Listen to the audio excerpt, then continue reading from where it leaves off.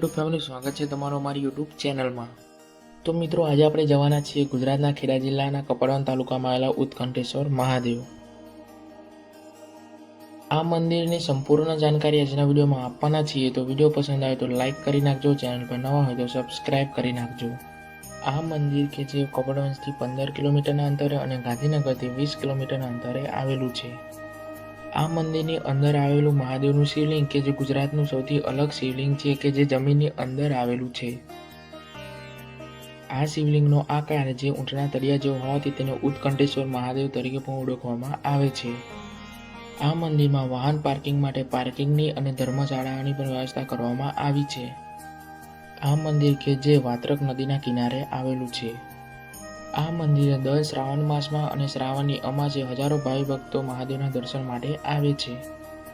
તો મિત્રો, વિડીયો પસંદ આવે તો લાઇક કરી નાખજો, ચેનલ પર નવા હોય તો સબસ્ક્રાઇબ કરી નાખજો। મળીએ જલ્દી બીજા વિડીયોમાં।